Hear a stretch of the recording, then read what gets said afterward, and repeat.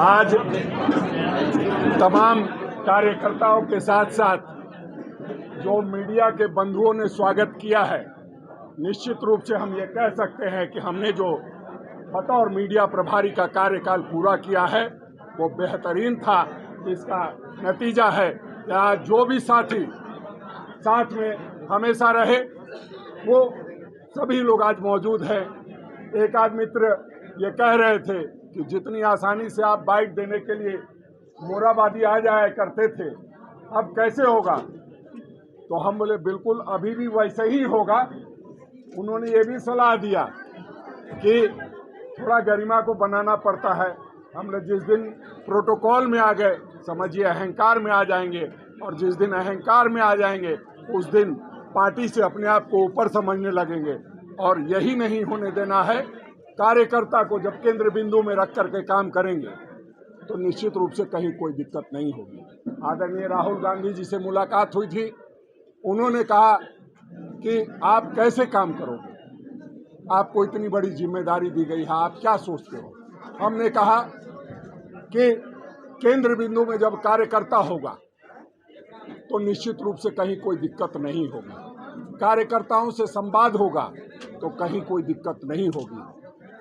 सच्चाई ये है कि जब भी कोई हमारे नेता आदरणीय जब किसी को बनाते हैं तो वो ये सोच के बनाते हैं कि ये लोग जाके आगे काम करेंगे। कहीं ना कहीं कई बार हो सकता है हमें भी ये परेशानी आए कि हम अपने आप को केंद्र बिंदु में करने लगते हैं, और जैसे ही अपने आप को केंद्र बिंदु में करने लगते हैं निश्चित रूप से पार्टी बिखरने लगती है।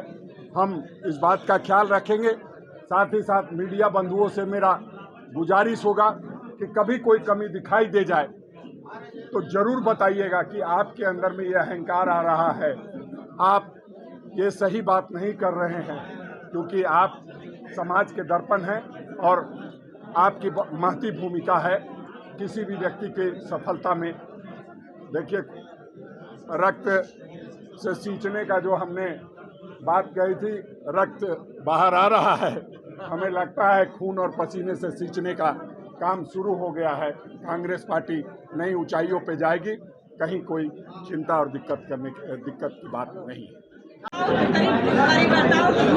लेकिन कई बड़े चेहरे कौन बताइए ना। देखिए, प्रदेश अध्यक्ष जी एक कार्यकर्ता की दुर्घटना हुई है, उसमें उनको जाना बहुत जरूरी था, और हम कार्यकर्ताओं के बिहाफ पे ये कहें कि स्वागत करने में आपका रहना जरूरी है। हम उनके उत्तराधिकारी हैं, बायोलॉजिकल नहीं हो सकते, लेकिन अध्यक्ष के बाद अगर हम अध्यक्ष बने हैं तो उत्तराधिकारी हैं। वो जब कल उनसे बात हुई थी, उन्होंने कहा कि ये ऐसा ऐसा मसला आया है, क्या करें। हम एकदम पहले कार्यकर्ता फर्स्ट, आप वहाँ जाइए। और आदरणीय आलमगीर आलम साहब का पहले से कार्यक्रम फिक्स था, और सच पूछिए तो ये संगठन का कार्यक्रम था, इसमें कार्यकर्ताओं का उमरना ज़्यादा जरूरी था। और हमारे अध्यक्ष जी ने कहा है, और यहाँ कोई चार्ज लेने की बात और इसकी बात नहीं है। जब अध्यक्ष जी कल आएंगे, कल लौट जाएंगे, तो हम लोग अपना वो जो उनको उत्तराधिकारी हमें बनाना है उससे हम बनाएंगे। किसी को और जो कांग्रेस पार्टी के विधायक हैं उन पर जो हाल में आरोप उसको लेकर आपने बातें करी, उसको कैसे ठीक करेंगे? और मुख्य एजेंडा जो हेमंत सोरेन पर कांग्रेस का जो दबाव दिखना चाहिए उसको कैसे स्थापित करें? नहीं, देखिए, ये सबसे पहले ये बता दें कि गठबंधन की सरकार है, हमारी सरकार है। तो हमारी सरकार है तो हम नहीं बोलेंगे तो कौन बोलेगा? ये एक बहुत बड़ी गलतफहमी है कि विपक्ष हमें बताएगा, हम अपनी बोलेंगे। अगर कहीं कमी दिखती है तो उस बात को रखना हमारा काम है, और हमारे मुख्यमंत्री इस मामले में संजीदा है। जब भी कहीं कोई बात हुई है तो निश्चित रूप से अगर 2 कदम पीछे खींचना पड़ा है, अगर और तो और सहयोगियों की बात छोड़ दीजिए, जब दूसरे दल के लोग भी बात उठाते हैं, विपक्ष के लोग भी उठाते हैं, तो आपने देखा होगा विपक्ष के लोग जब उत्तम आनंद जो हमारे मित्र जज थे उनके मामले में बार बार सीबीआई कह रही थी, तो हमारे मुख्यमंत्री जी ने सीबीआई को जांच सौंपने का काम किया। नतीजा वही है, लेकिन विपक्ष की मांग को हमने सुनने का काम किया था। तो हम लोग तो सहयोगी हैं, तो कहीं कोई दिक्कत की बात नहीं। कार्यकर्ता विधायकों की नाराजगी भी लेकिन इस कोविड प्रोटोकॉल में राजनीतिक दल बराबर, केवल आपके प्रोग्राम की बात नहीं कर रहा हूँ, पार्टी सभा में बराबर राजनीतिक दलों द्वारा कोविड प्रोटोकॉल का उल्लंघन किया जा रहा है। अभी थर्ड वेव आने की बात हो रही है।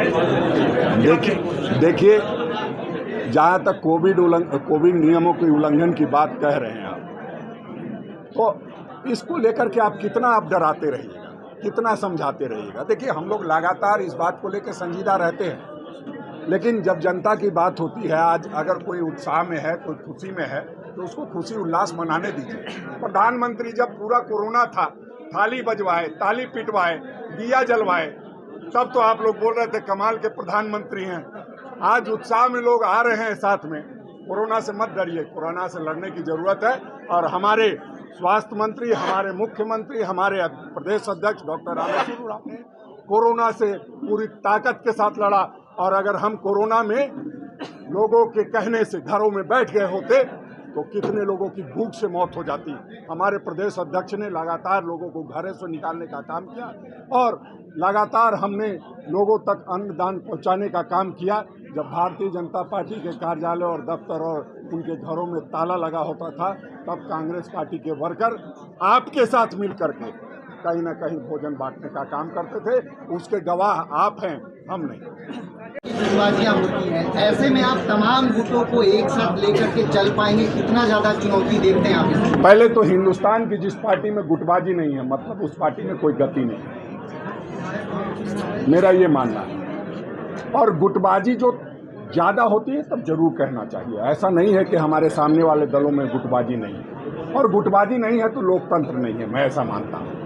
ये जरूर है कि जब संवाद बेहतर होगा तो किसी को किसी के पास जाने की जरूरत नहीं पड़ेगी। जरूरत कब पड़ती है, कोई कब किसी के पास जाता है, जब हम इग्नोर करेंगे अपने कार्यकर्ता को, अपने नेताओं को, अपने विधायकों को, अपने सांसदों को, तभी वो कहीं ना कहीं वो एक राह चुनने लगते हैं। जब हम बात करेंगे और जब हम लगातार उनसे संपर्क में रहेंगे तो संवादहीनता नहीं होगी तो कुछ नहीं होगा, कोई कहीं दिक्कत की बात नहीं। देखिए पांडे जी होंगे यहाँ पे, उन्होंने बार बार कहा था कि अगर 15 अगस्त तक नहीं हुआ तो क्या कीजिएगा।